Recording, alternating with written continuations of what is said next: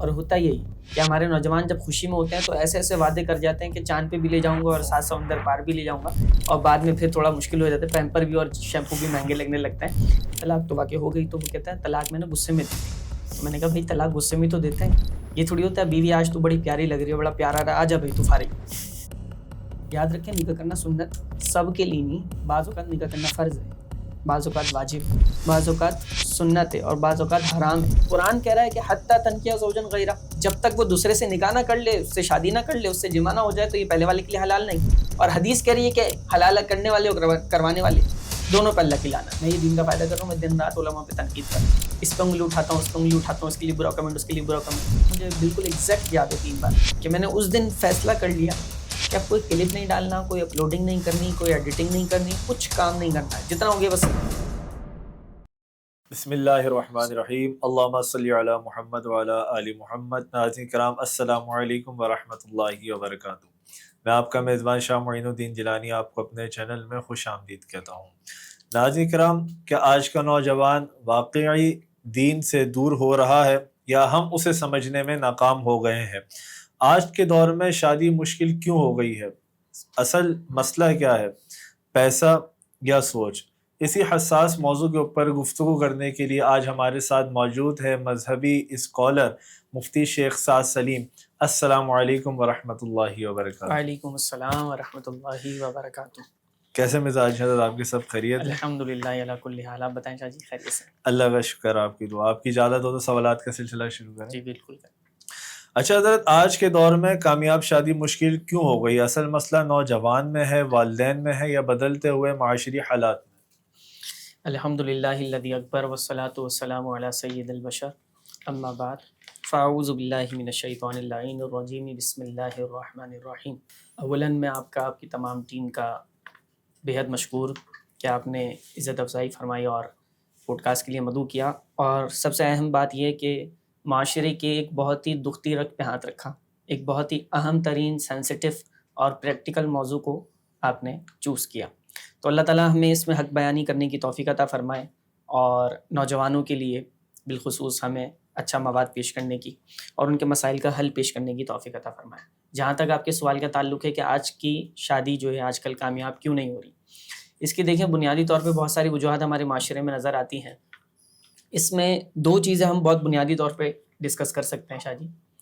وہ یہ ہے کہ ایک تو جذباتی پن ہمارے معاشرے میں، ہمارے نوجوانوں میں، ہمارے کپلز میں اور خواتین میں بہت زیادہ ہے۔ دیکھیں کسی بھی چیز کو ایڈجسٹ ہونے میں ٹائم لگتا ہے۔ اس کی ایک ایگزامپل میں یوں دیا کرتا ہوں کہ اگر آپ کبھی کہیں گھر شفٹ کرتے ہیں نا تو پہلے آپ شفٹنگ کرتے ہیں، پھر سیٹنگ کرتے ہیں۔ تو جب سامان شفٹ ہو رہا ہے نا تو پھر آپ سیٹنگ پہ غور و فکر نہیں کرتے کہ کون سی چیز کہاں رکھنی ہے۔ ابھی آپ کا فوکس یہ ہوتا ہے، جیسے کوئی پوچھتا ہے کیا ہو رہا ہے، آپ کہتے ہیں شفٹنگ ہو رہی ہے، تو شفٹنگ میں بس جسٹ آپ کا فوکس یہ ہوتا ہے سامان ایک جگہ سے دوسری جگہ منتقل کرنا۔ پھر اس کے بعد پروسیس شروع ہوتا ہے سیٹنگ کا، کون سا سامان کہاں جچتا ہے، کہاں اچھا لگتا ہے، کہاں رکھنا ہے۔ پھر آپ رینوویٹ اور ڈیکوریٹ کی طرف چلے جاتے ہیں۔ پھر وہ وقت آتا ہے کہ ایک وقت کے بعد آپ کا گھر ایسا ہو جاتا ہے کہ آپ گھر میں قدم رکھتے تو آپ کو سکون محسوس ہوتا ہے، بہت ہی اچھے سے رینوویٹ اور ڈیکوریٹ ہوا ہوا، ہر چیز اپنی جگہ منظم انداز سے رکھی ہوئی ہے۔ تو یہ تو ایک چیزوں کی اور ایک گھر کی مثال ہے، صحیح، ڈیکوریشن کی مثال ہے، ساز و سامان کی مثال ہے۔ اب ایک گھر ہے، اس میں کچھ افراد رہتے ہیں، اچانک ایک شخص کا اضافہ ہو گیا۔ اب آپ جسٹ امیجن سے سوچیں تو صحیح، ایک شخص کا اضافہ ہو گیا، اس کی اپنی عادات ہیں، اپنی اطوار ہیں، اس کے طور طریقے طرز الگ، اس کا گھرانہ الگ، سالوں سے بچپن سے جوانی تک اس خاتون نے جو ماحول دیکھا وہ اپنے گھر کا، اب اچانک وہ یہاں آ گئی۔ اب اس گھر کا ماحول الگ، افراد الگ، مزاج الگ، عادتیں الگ، تو ساری چیزیں سمجھنے میں ٹائم لگتا ہے۔ مین چیز یہ ہے کہ انسان جذباتی پن میں فیصلے نہ کرے۔ وہ کسی نے کیا خوب کہا تھا کہ خوشی میں کوئی وعدہ نہ کرو اور غصے میں کوئی فیصلہ نہ کرو، دونوں چیزوں پہ پچھتانا پڑے گا۔ اور ہوتا یہی کہ ہمارے نوجوان جب خوشی میں ہوتے ہیں تو ایسے ایسے وعدے کر جاتے ہیں کہ چاند پہ بھی لے جاؤں گا اور 7 سمندر پار بھی لے جاؤں گا، اور بعد میں پھر تھوڑا مشکل ہو جاتا ہے، پیمپر بھی اور شیمپو بھی مہنگے لگنے لگتے ہیں۔ یہ ہمارے معاشرے کی تلخ حقیقت ہے۔ تو نوجوانوں کو دیکھیں، حضور علیہ السلام نے ایک بہت ہی خوبصورت اصول ارشاد فرمایا، بخاری شریف کی روایت، نبی علیہ السلام نے فرمایا خیر الامور اوسطها، او کما قال علیہ السلام، فرمایا معاملات میں، خیر الامور معاملات میں بہترین راہ، بیسٹ وے کون سا ہے؟ فرمایا اوسطها، درمیانی راہ۔ جب بھی آپ اپنی زندگی کا کوئی معاملہ دیکھیں، اپنا جہاں کہیں کا بھی معاملہ دیکھیں، اس میں آپ درمیانی راہ سلیکٹ کریں. آپ کا انتخاب درمیانی راہ میں ہونا چاہیے. آپ خوشی کے وقت میں ایسے وعدے کر رہے ہیں کہ آسمان پہ پہنچا دیا، غصے کے وقت میں زمین پہ پٹک دیا، یہ کون سا طریقہ ہے؟ آپ ہر وقت میں، آپ خوشی میں ہو، غم میں ہو، غصے میں ہو، ہر وقت میں اعتدال میں رہیں، میانہ روی میں رہیں. تو جذباتی پن ختم کریں، ایڈجسٹ ہونے میں ٹائم دیں سامنے والے انسان کو، دونوں ایک دوسرے کو ٹائم دیں، سسرال والے ٹائم دیں. اس طرح شادیاں کامیاب ہوتی ہیں. شادی کامیاب نہ ہونے کی ایک بڑی وجہ جلد بازی میں فیصلے، جذباتی پن اور ایڈجسٹ ہونے میں کسی کو ٹائم نہ دینا. تو ایڈجسٹ ہونے میں ٹائم دینا پڑے گا ہمیں، اور بہت ضروری ہے یہ کہ ہم ایڈجسٹ ہونے میں ٹائم دیں، جذباتی پن میں فیصلے نہ کریں. اور پھر یہ ہے کہ فیصلے کر لیتے ہیں تو پچھتانا پڑتا ہے، تو پچھتاوے سے بہتر ہے کہ صبر و تحمل سے اس کو یاد رکھیں. ایک حدیث پاک میں آخر میں سنا دیتا ہوں اس جواب کو کنکلوڈ کرتے ہوئے، اور بڑی کمال کی حدیث ہے. دیکھیں، جب مرد غصے میں ہوتا ہے، اور اس کی مثال میں یوں بھی دیا کرتا ہوں کہ بندہ آ کے کہتا ہے کہ یار میں نے طلاق دی تھی، مفتی صاحب تو حکم کیا ہے؟ میں نے کہا بھائی طلاق تو واقع ہو گئی. تو وہ کہتا ہے طلاق میں نے غصے میں دی تھی. تو میں نے کہا بھائی طلاق غصے میں تو دیتے ہیں، یہ تھوڑی ہوتا ہے بیوی آج تو بڑی پیاری لگ رہی ہے، بڑا پیارا رہا، آجا بھائی تو فارغ. ایسا تھوڑی ہوتا ہے. طلاق ہوتی ہے غصے میں، عموماً دی غصے میں جاتی ہے. تو یہ کون سا ریزن ہے لیم ایکسکیوز کہ نا میں غصے میں تھا اس لیے دے دی؟ ایسا نہیں ہے. تو حضور علیہ السلام نے فرمایا چند ایک چیزیں ایسی ہیں جو غصے، خوشی، غم، ہر ایک چیز میں ایک ہی حکم رکھتی ہیں، وہ غلام کا آزاد کرنا اور طلاق دے دینا. میں یہ عرض کر رہا تھا، ایک حدیث پاک پہ کنکلوڈ کرتا ہوں. مرد غصے میں آتا ہے اور غصے میں یہ فیصلہ کر بیٹھتا ہے نا، پھر بعد میں پچھتاتا ہے. ایک حدیث پاک شاہ جی میں نے پڑھی، اور اتنی کمال حدیث ہے، زندگی کے کسی بھی معاملے میں ہماری رہنمائی بہت زیادہ کرے گی. نبی علیہ السلام نے فرمایا کہ اللہ فرماتا ہے کہ جو شخص اپنے غصے کے وقت میں مجھے یاد رکھے گا، اپنے غصے کے وقت میں مجھے یاد رکھے گا، رب نے فرمایا قیامت کے دن میں اپنے جلال کے وقت میں اسے یاد رکھوں گا. تو ہم کیا ہیں؟ ہم کچھ بھی نہیں ہیں. ٹھیک ہے، ایک سرپرست، ایک سربراہ بن گئے ہم، ہماری نگرانی میں ایک بیوی، ایک عدد بیوی آ گئی ہے جو ہمارے ہر حکم کی پابند ہے، جو خلاف شرع نہ ہو. اس کا مطلب یہ تھوڑی ہم بہت کچھ بن گئے، ہم اس پہ اپنا سارا زور چلائیں، سارا غصہ دکھائیں، سب کچھ دکھائیں، اور پھر ہم کہیں کیونکہ میں تو شوہر لگتا ہوں. ایسا نہیں ہے. اس حدیث پاک کو ذہن میں رکھیں. غصے کے وقت میں آپ کو شدید جس پہ بھی غصہ ہے، یہ حدیث یاد رکھ لیں. میں اپنے غصے میں اپنے رب کو یاد رکھوں گا، رب کے حکم کو یاد رکھوں گا، غصہ کنٹرول کروں گا، رب محشر میں اپنے جلال میں مجھے یاد رکھے گا، مجھ پہ کرم فرمائے. اچھا حضرت، یہ آج کل کا ایک معاشی مسئلہ بھی ہے، اور یہ بہت امپورٹنٹ سوال بھی ہے کہ اگر کوئی نوجوان مالی طور پر مکمل سیٹل نہ ہو تو کیا اسے شادی کر لینی چاہیے یا وہ انتظار بہتر ہے؟ کہتے ہیں کہ الانتظار اشد من القتل، کہ انتظار تو قتل سے بھی زیادہ شدید ہو جاتا ہے. تو یہ کنواروں کا انتظار، اس کو ختم کیا جائے. یہ ہمارے معاشرے کی غلط روش ہے. دیکھیں، فریم کو سمجھیں، ایک سیکوینس کو سمجھیں، ترتیب کو سمجھیں. کیا معیار جو ہے نکاح کرنے کا وہ ہے جو ہماری سوسائٹی اور ہم نے ڈیسائیڈ کیا، یا معیار نکاح کرنے کا وہ ہے جو شریعت نے ڈیسائیڈ کیا؟ دونوں میں فرق ہے، بڑا ڈفرینس ہے. اب دیکھیں، ایک معیار یہ ہے کہ جب میرا بھائی تمہارا اپنا گھر ہو جائے، اپنا کاروبار ہو جائے، اپنے پیروں پہ مضبوط طریقے سے کھڑے ہو جاؤ، اور بہترین عیاشی کرا سکو، اور خود بھی ویل سیٹ ہو جاؤ، اور ایچ اینڈ ایوری تھنگ نہ جانے کتنی لمبی لسٹ ہو جاتی ہے، پھر تم شادی کر لینا. اچھا، کوئی نہ بھی کہے تو بعض اوقات اس کی خود اپنی وہ مائنڈ سیٹ بن جاتا ہے کہ میں تب شادی کروں گا. ٹھیک ہے، یہ آپ نے بنایا ہے، آپ کے معاشرے نے بنایا، آپ کے گھرانے نے بنایا، آپ کے کلچر، سوسائٹی اور آپ کے بڑوں نے بنایا ہوگا، لیکن شریعت کا یہ پیمانہ نہیں ہے. تو پھر شریعت کا کیا پیمانہ نکاح کرنے کے لیے؟ کہ شریعت کا پیمانہ یہ ہے کہ ایک نوجوان جو بالغ ہو گیا ہو، وہ اپنی بیوی کا نفقہ دے سکتا ہو، سردی گرمی کے جوڑے دے سکتا ہو، اور رہنے کے لیے ایک کمرے کی رہائش دے سکتا ہو، یہ، اور حق کے زوجیت ادا کرنے پر قادر ہو. یہ نوجوان حق مہر ادا کرنے پر قادر ہو، یہ نوجوان پراپرلی کمپلیٹلی نکاح کے لیے تیار ہے. تو اس کو نکاح میں تاخیر کرنے کا کچھ بنتا نہیں ہے. اب میں ایک اور بات، اور اس جواب کو کنکلوڈ کرتا ہوں، بہت سمجھنے والی بات ہے. شاہ جی، لوگ یہ سمجھتے ہیں نکاح کرنا سنت ہے نا، اور یہ بہت سمجھنے والی بات ہے. کاش کہ تیرے دل میں اتر جائے میری بات، معاشرے کو کہوں گا. ہمارے بڑوں کو غور کرنا پڑے گا. ہم یہ سمجھتے ہیں کہ نکاح کرنا سنت ہی تو ہے. یاد رکھیں، نکاح کرنا سنت سب کے لیے نہیں ہے. بعض اوقات نکاح کرنا فرض ہے، بعض اوقات واجب ہے، بعض اوقات سنت ہے، اور بعض اوقات حرام ہے. نکاح کرے گا تو گناہ گار ہو جائے گا. تو ہمیں تو یہ احکام کی ترتیب ہی نہیں پتہ، کس کے لیے فرض ہے، کس کے لیے واجب ہے، کس کے لیے سنت اور کس کے لیے جو ہے وہ حرام ہے. تو ہر ایک، جب آپ کسی پرٹیکولر فرد کی بات کریں گے تو اس کی بات الگ ہو جائے گی. مثال کے طور پہ ایک زید، ایک شخص ہے، ایک نوجوان ہے، اس کے بارے میں اب نوجوان یہ معاشرے کا اس سے پوچھا جائے گا اس کے بارے میں کہ اس کے لیے نکاح کرنے کی کیا صورتحال ہے. اب ہماری پاکستانی قوم اکثر پہ نکاح فرض ہے، واجب ہے، آپ خود سوچ سکتے ہیں. اگر ایک شخص کو یقین ہے کہ میں نکاح نہیں کروں گا تو گناہ میں، بدکاری میں، برے فعل میں مبتلا ہو جاؤں گا، یقین ہے اس شخص پہ نکاح کرنا فرض ہے. فرض میں تاخیر، جیسے سمجھیں آپ نماز میں تاخیر کرتے ہیں انسان گناہگار ہو جائے گا نا، فرض میں نکاح میں تاخیر کرے گا گناہگار ہوگا. اور اس کے جو ذمہ داران ہیں، جو سرپرست ہیں، جو والدین ہیں، وہ بھی گناہ گار ہوں گے اگر اس کا نکاح نہیں کر رہے، کیونکہ اس کو یقین ہے کہ میرے پاس ایسے وسائل، ایسے ذرائع، ایسے اسباب، ایسے سورسز موجود ہیں کہ میں گناہ میں مبتلا ہو جاؤں گا اگر میں نے نکاح نہیں کیا، حلال رستہ اپنایا نہیں. ٹھیک ہے. اور اگر اس کو یقین تو نہیں ہے لیکن ظن غالب ہے کہ میں ہو سکتا ہوں، تو نکاح کرنا واجب ہے. اور ایسا شہوت کا کوئی غلبہ نہیں ہے، کنٹرول بھی اپنے اوپر حاصل ہے، تو نارمل صورتحال میں اس کے لیے نکاح کرنا سنت ہے. اور ایسا شخص جو نکاح کی ادائیگی پر، حق زوجیت پر قادر ہی نہ ہو، اسے پتہ ہے کہ میں حق زوجیت ادا نہیں کر سکتا، ایسے شخص کے لیے نکاح کرنا حرام ہے. تو یہ تو شریعت کے احکام ہیں، ہمیں ان کی ترتیب بھی نہیں پتہ ہوتی. تو خدا رہے اس کو سمجھیں، ہر ایک کا درد ایک جیسا نہیں ہوتا، ہر ایک کے جذبات ایک جیسے نہیں ہوتے، ہر ایک کے لیے احکام ایک جیسے نہیں ہوتے. تو نوجوانوں کا جلد از جلد نکاح کرنے کی ضرورت ہے. میں اکثر ایک دانشور کا کال کوٹ کرتا ہوں، وہ یہیں پہ کوٹ کر کے جواب مکمل کرتا ہوں. ایک دانشور نے کہا تھا کہ جب نکاح کی قیمت لاکھوں پر پہنچ جائے تو زنا کی قیمت صرف 2 پیالی چائے رہ جاتی ہے. اچھا علامہ صاحب، کیا سوشل میڈیا اور ولاگس نے، کیونکہ وہ تو ایک غیر حقیقی زندگی ہے، حقیقت زندگی کا کچھ اور ہے. ولاگس کے اندر آپ کو ایک جو ہے زندگی بہت مختلف نظر آ رہی ہے کہ انسان 12 مہینے جو ہے وہ اٹھتا ہے اور خوش مزاج رہتا ہے، کیونکہ وہ ولاگس جو ہے وہ آج کل فیملی ولاگس کے نام پہ جو ہے وہ چل رہے ہیں. تو کیا سوشل میڈیا اور فیملی ولاگس نے نوجوانوں کے توقعات کو غیر حقیقی بنا دیا، چاہے وہ لڑکا ہو چاہے وہ لڑکی ہو؟ یہ اتنا اہم سوال ہے اور یوں سمجھے ایک زندہ موضوع ہے یہ، جس کو ہمارے یہاں بہت ہی زیادہ کم ایڈریس کیا جاتا ہے نا.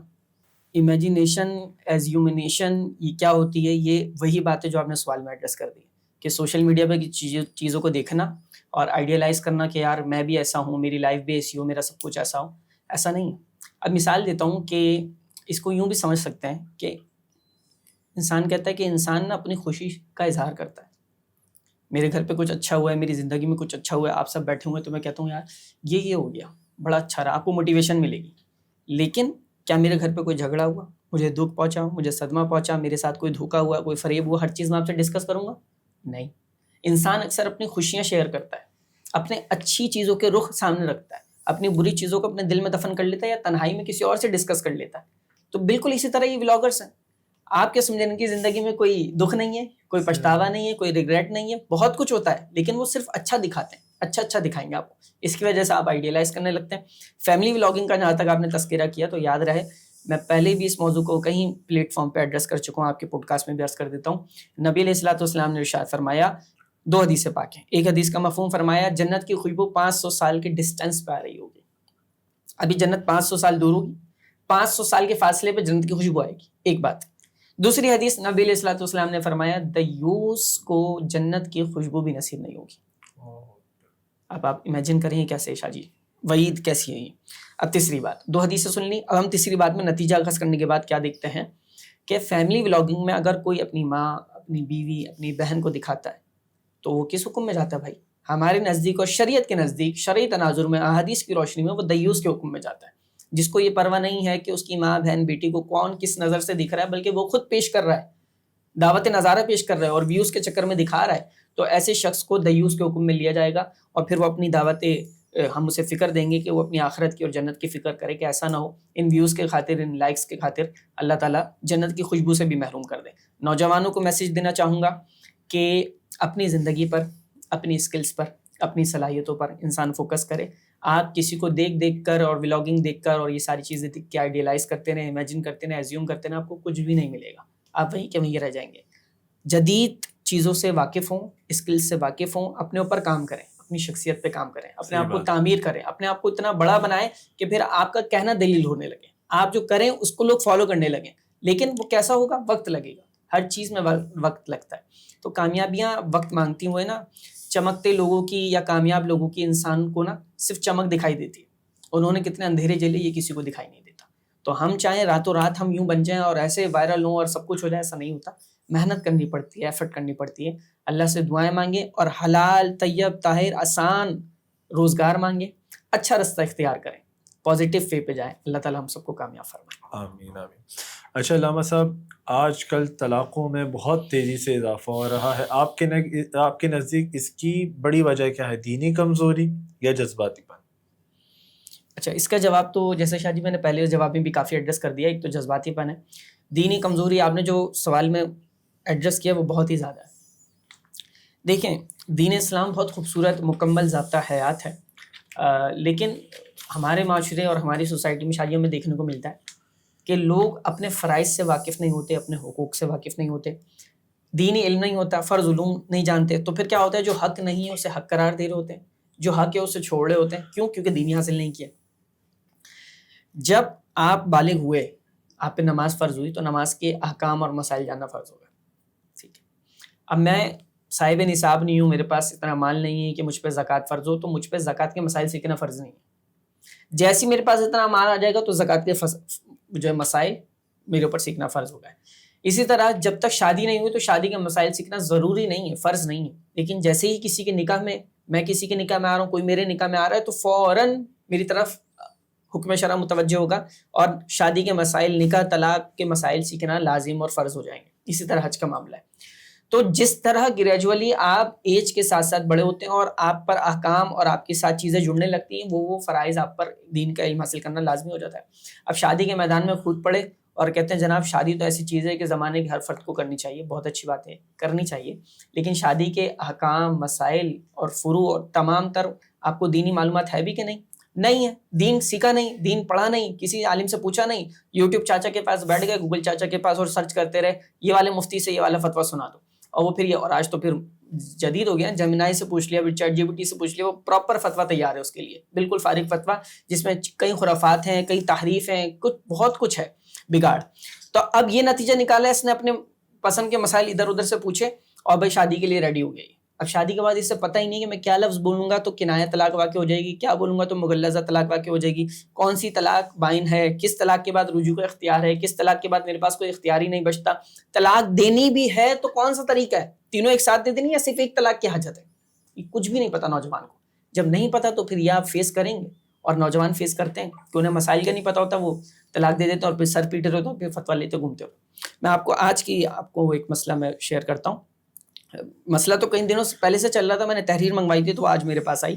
ایک نوجوان کا مسئلہ تھا، ینگ بالکل کپل نا، تو ایک مہینہ شادی کے اندر 1 مہینے کے اندر ڈیورس ہو گئی. آپ امیجن کریں. اور کہنا نہیں چاہیے لیکن میں بتانے کے لیے سمجھا رہا ہوں کہ شدید لو میرج تھی. شدید لو میرج 1 منتھ کے اندر ڈیورس ہو گئی اور ینگ بالکل کپل. اچھا اب ڈیورس ہوئی ہے یا نہیں ہوئی، کیا کرنا ہے اس کے بارے میں رہنمائی چاہیے. سلسلہ یہ ہے کہ جذباتی پن میں لڑکے نے کیا کیا، اپنی جو دلہن تھی ان کو چھوڑا گھر پہ میکے میں نا، اور پھر وہ کہتے ہیں کہ نا میں نے نا پیپرز بنوائے وکیل سے یا جس سے بھی پیپرز بنواتے ہیں، اور گھر والوں کو دکھانے کے لیے میں نے اس پہ سائن کر دیے کہ لو بھائی میں غصے میں فارغ کرتا ہوں. اور وہ پیپرز میں نے اپنے پاس رکھ لیے، بیوی کو نہیں دیے. تو اب کیا ہے سلسلہ، نعوذ باللہ من ذالک والعیاذ باللہ تعالی. سلسلہ یہ ہے کہ اب کیونکہ صلح کی طرف معاملہ چلا گیا تو بیوی کو واپس لیا، جو کہ ان کی بیوی نہیں رہی ہے. پیپرز میں پورے 3 الفاظ واضح طور پر لکھے اور اس پہ انہوں نے رضامندی سے سائن کر دیا اپنا، اور بیوی کو واپس لے آئے اور رہ رہے ہیں. تو اب سوال یہ ہے کہ طلاق واقع ہوئی یا نہ ہوئی. آپ سوچیں، ان کا تو ایک پیٹرن سیٹ ہوتا ہے، وہ پورا وہ چھاپتے ہیں اور اسی پہ معاملہ نام چینج کر کے ہو جاتا ہے. اگر بوقت ضرورت طلاق دینے کی ضرورت پڑ بھی جائے تو صرف 1 دینی چاہیے تاکہ بعد میں آپ کے پاس اختیار موجود ہو. اب وہ 3 دینے کے بعد نکاح سے بالکل فارغ، اور اب بھی نعوذ باللہ من ذالک. آپ سوچیں، یہ معاشرے کے ایک مسئلہ میں نے آپ کے سامنے رکھا ہے، نہ جانے ہمارے پاس کتنے رپورٹ ہوتے نہیں ہوتے، کتنے سامنے آتے نہیں آتے، کیونکہ دینی علم ہی نہیں ہے، پتہ ہی نہیں طلاق کا سلسلہ کیا ہے، طلاق کی باریکیاں کیا ہے، اس میں کیا احکام لگتے ہیں. بس شادی کی ہے نا، تو شادی کا مقصد صرف یہی ہے کہ شادی کر لو اور انجوائے کر لو. ایسا نہیں ہے. شادی کا احکام، طلاق کے احکام، طلاق کی باریکیاں، سارے سب کچھ آپ کو پتہ ہوگا، تبھی آپ ڈھنگ سے زندگی گزار پائیں گے. جذباتی پن میں طلاق کی وجوہات پہ آپ غور نہ کریں اور فیصلے کریں تو پھر پچھتاوا زندگی کا مقدر بنتے ہیں. اچھا علامہ صاحب، آپ نے یہاں پہ ابھی طلاق کی بات کری تو میں یہاں پہ ایک چیز کو کوٹ کرنا چاہوں گا. جس طرح آپ نے ابھی طلاق کی بات کری اور ایک مسئلہ بتایا، تو یہاں پہ جو لوگ ہیں حلالے کو جو ہے وہ ایک لعنتی فعل سمجھتے ہیں. تو میں چاہوں گا کہ اب ہماری پوڈ کاسٹ کے ذریعے اس حلالے کی اصل ڈیفینیشن جو ہے وہ عوام کے سامنے رکھے. بیسیکلی حلالہ جو ہے وہ یہ چیز ہے. اللہ اکبر، بہت ہی اہم سوال ہے یہ بھی، اور بہت سینسیٹیو سوال ہے. آپ کی پوڈ کاسٹ میں سے ہم ڈسکس کر لیتے ہیں. دیکھیں، ہمیں وہی باتیں دین کا علم ڈیپتھ کے ساتھ سمجھنا پڑے گا اور اہل لوگوں سے سمجھنا پڑے گا. جیسے کہ میں نے ابھی عرض کیا، جیمنائی، چیٹ جی پی ٹی چاچا اور یوٹیوب چاچا اور گوگل چاچا، ان سے باہر آ جائیں. اہل لوگوں سے، جنہوں نے دین باقاعدہ باضابطہ طور پہ سیکھا، ان سے دین سیکھیں. قرآن مجید فرقان حمید میں باضابطہ طور پہ، باقاعدہ طور پہ، کیٹیگوریکلی اللہ رب العزت نے ارشاد فرمایا حتی تنکیح زوجا غیرہ، کہ جب تک وہ کسی اور سے نکاح نہ کر لیں تو یہ پہلے والے کے لیے حلال نہیں ہوں گے. ٹھیک ہے. تو حلالہ بیسیکلی قرآن بیان کرتا ہے کہ جب تک یہ بیوی جس کو 3 طلاقیں واقع ہو چکی ہیں یہ دوسرے سے نکاح نہ کر لے اور نکاح کے ساتھ جو ہے وہ ہم بستری جمع شرط ہے. ٹھیک ہے. اور وہ نہ ہو جائے، جمع نہ ہو جائے، تب تک یہ پہلے والے کے پاس نہیں لوٹ سکتی. اور اس کا پروسیس یہ ہے کہ جب پہلے والے نے 3 طلاقیں دے دی تو اس کی عدت گزرنے کے بعد یہ کسی اور سے نکاح ہوگا اس کا. اب اس کے بعد جمع ہو جانے کے بعد پھر یہ ڈیورس دے گا، پھر اس کی عدت گزرنے کے بعد پھر یہ پہلے کے لیے حلال ہو سکتی ہے. یہ شریعت نے، قرآن نے پروسیس بیان کیا. اب بات یہ ہے کہ حدیث پاک میں آیا کہ حلالہ کروانے والے اور حلالہ کرنے والے دونوں پہ اللہ کی لعنت ہے. یہ حدیث پاک میں، قرآن کی آیت آپ نے سنی اور حدیث پاک یہ ہے. اب یہ چیز دیکھتے ہوئے انسان ایک کنفیوز ہو جاتا ہے، ایک سادہ سا انسان کی قرآن کہہ رہا ہے کہ حتی تنکیہ زوجن غیرہ، جب تک وہ دوسرے سے نکاح نہ کر لے، اس سے شادی نہ کر لے، اس سے جمع نہ ہو جائے تو یہ پہلے والے کے لیے حلال نہیں. اور حدیث کہہ رہی ہے کہ حلالہ کرنے والے اور کروانے والے دونوں پہ اللہ کی لعنت ہے. تو اس میں تطبیق کیا ہوگی؟ تو اس کی تطبیق یہ ہے کہ جو قرآن نے طریقہ بتایا ہے نا پہلے والے کے لیے حلال ہونے کے لیے، وہ قرآن نے جو طریقہ بتایا وہ طریقہ وہ ہے جو کانٹریکٹ بیس نہ ہو. اور جو حدیث میں لعنت کی گئی ہے وہ کانٹریکٹ بیس شادی پہ کی گئی ہے. اس کو آسان کر دیتا ہوں. مثال کے طور پہ ایک طلاق واقع ہوئی، اس نے اپنی عدت گزاری، اب ایک نکاح ہو رہا ہے اور اس نکاح میں باقاعدہ باضابطہ طور پہ لفظوں میں یہ چیز ڈسکس کی جائے کہ ہم تم سے شرط پہ نکاح کر رہے ہیں کہ تم اسے اس وقت تک چھوڑ دو گے. یہ نکاح حلالے کا نکاح ہے، تمہیں لازمی چھوڑنا ہی ہوگا. حدیث میں فرمایا یہ حلالہ کروانے والے اور کرنے والے دونوں پہ اللہ کی لعنت ہے. جو متعین مدت پہ ڈیسائیڈ کر کے کانٹریکٹ بیس شادی کریں اس پہ لعنت ہے. قرآن نے وہ حل بتایا ہے کہ کانٹریکٹ بیس نہیں ہوگا، متعین نہیں ہوگا، ملفوظ نہیں ہوگا، ڈسکس نہیں کیا جائے گا. ذہن میں اگرچہ ہو کہ یہ کسی کا گھر بسانے کے لیے فیل کیا جا رہا ہے تو ایسے کے لیے تو فضیلت بھی آئی ہے، اس کے لیے ثواب بھی ہے جو کسی کے گھر بسانے کے لیے حلالہ کرے گا. لیکن طریقہ کار کیا ہوگا؟ نہ نکاح میں وہ چیز ڈسکس ہوگی، نہ پیپر میں وہ چیز لکھی جائے گی، نہ اسے ڈیورس دینے کے لیے فورس کیا جائے گا. وہ اپنی خوشنودی اپنی مرضی سے جب چاہے گا اس کو نکاح سے فارغ کر دے گا. پھر یہ بالکل ایسے ہی ہے جب عدت گزار لی، بالکل ایسے ہی کہ جیسے یہ کسی سے بھی نکاح نہیں ہوا اس کا، تو پھر یہ بالکل پہلے والے کی طرف لوٹ سکتی ہے. تو آیت کی تفسیر اور حدیث کی تشریح دونوں کو میں نے بتا دیا کس سینیریو میں، اس کا سینیریو کیا ہے اور اس کا سینیریو کیا ہے. کانٹریکٹ بیس شادی اور بالکل پری پلان لفظوں میں ذکر کر کے نکاح ہوگا تو وہ حلالہ وہ ہے جو لانتی ہے، لانتی فعل قرار کیا حدیث میں. اور جو آپ کو میں نے عرض کر دیا قرآن میں جو بیان ہوا وہ تو طریقہ ہے گھر بسانے کا، تو گھر بسانا ہو تو پھر یہ طریقہ اپنایا جائے گا. اچھا مفتی صاحب، آپ نے جو ہے وہ کتابیں لکھی، ایک ہم جنس پرستی، شادی یا ہم جنس پرستی، زندگی کیسے سنواریں، یہ 2 الگ الگ موضوعات کے اوپر آپ نے جو ہے کتابیں لکھی. آپ کو کیا ضرورت لکھی یہ کتاب لکھنے کی؟ اور دوسرا، جب آپ نے یہ کتاب لکھی تو آپ کو ریئیکشن کیسے ملے، فیڈ بیک کیسا ملا آپ کو؟ ذرا اس کے بارے میں جو ہے وہ آپ ہمیں بتائیں. یہ میری زندگی کا ایک بہت اہم پارٹ ہے جو بہت سارے لوگ جانتے بھی ہیں اور کچھ نہیں بھی جانتے، اور میرے خیال ہے اس انداز سے میں نے کہیں ڈسکس بھی نہیں کیا. میں آج اسے شیئر کر دیتا ہوں. میری زندگی میں ایک میرے اصل میں سلسلہ یہ تھا کہ اسٹوڈنٹ لائف سے ہی میں کچھ نہ کچھ آرٹیکلس لکھتا تھا. کسی میگزین میں، نیوز پیپر میں میرے آرٹیکلس آتے تھے.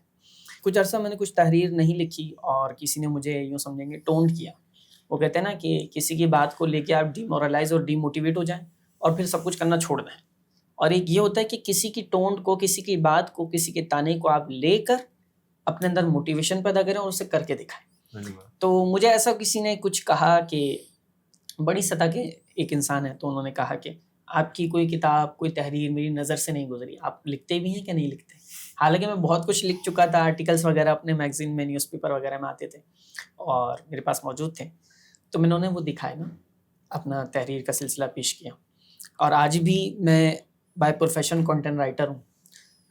تو میں نے پیش کیا، پھر میرے اندر ایک موٹیویشن آئی. آپ نے سبب اور ریزن پوچھا اس کتاب کے لکھنے کا، تو میں عرض کر رہا ہوں. تو پہلی کتاب میں نے لکھی جو لاہور سے پبلش ہوئی تھی، شائع ہوئی تھی، زندگی کیسے سنواریں، زاویہ پبلشرز. وہ آج بھی موجود ہے، جو بھی کانٹیکٹ کرتا ہے اسے مل جاتی ہے.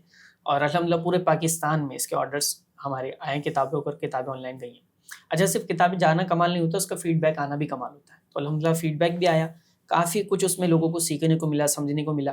اور پھر وہی بات ہے، جب آپ ایک کام کرتے ہیں تو پھر لوگوں کا فیڈ بیک بتاتا ہے آگے آپ نے کس طرح سے چلنا ہے اور کتنا دینا ہے. تو لوگوں کا فیڈ بیک ایسا تھا کہ پھر دوسری کتاب لکھنے پہ مجبور ہو گئے.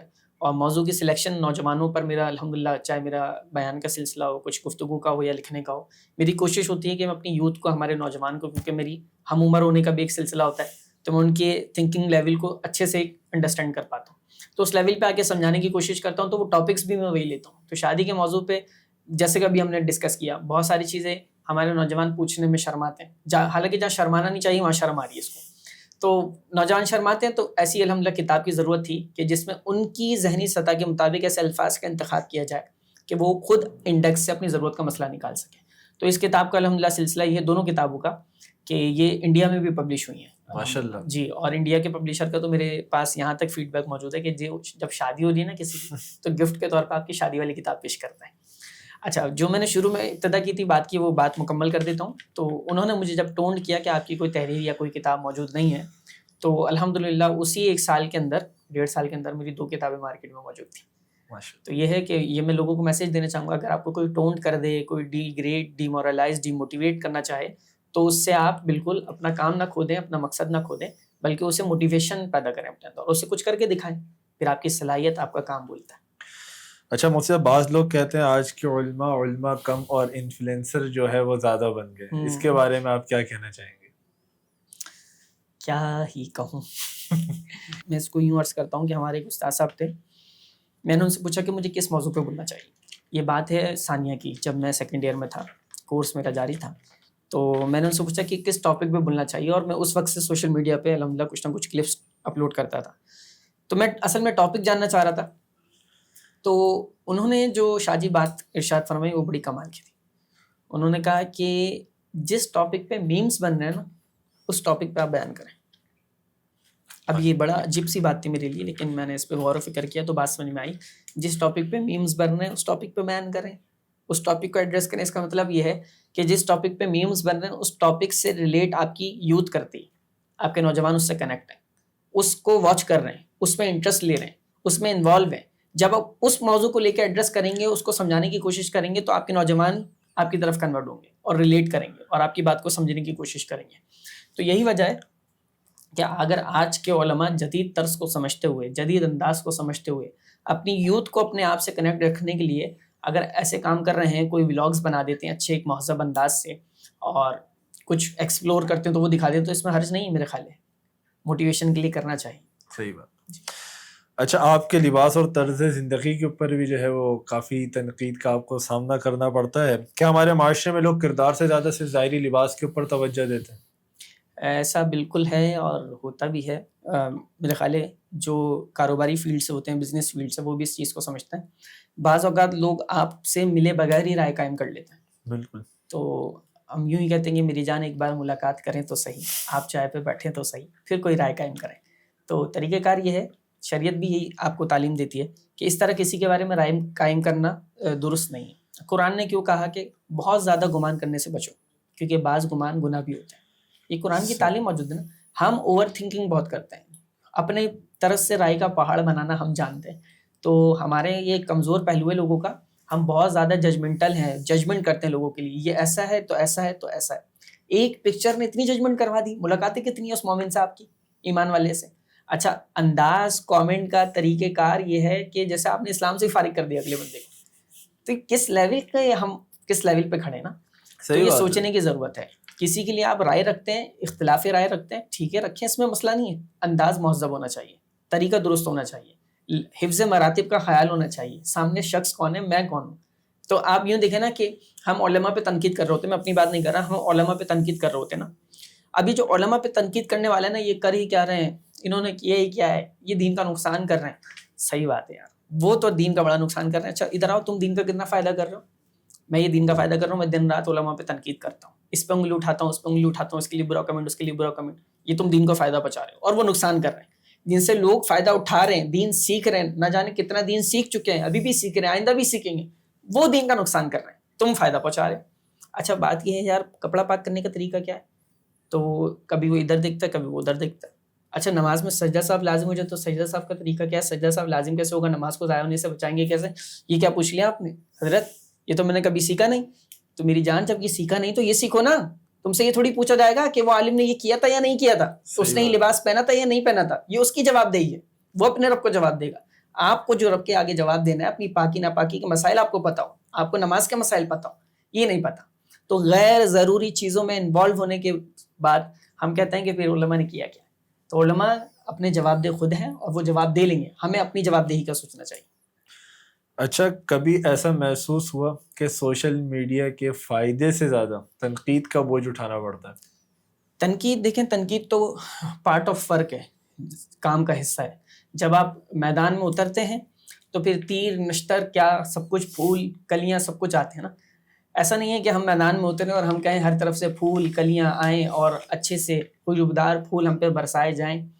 وہ ایک مجھے نا غالباً بابا بلے شاہ کا واقعہ ہے یا کسی بزرگ کا واقعہ ہے, کسی صوفی درویش کا, کہ وہ ایک جگہ جا رہے تھے. یہ بڑا کمال آپ کے سوال سے میرا بھی سر دست ذہن میں آیا. ایک وہ بزرگ جا رہے تھے نا, تو اچانک کسی نے آ کے انہیں دودھ کا گلاس پلا دیا.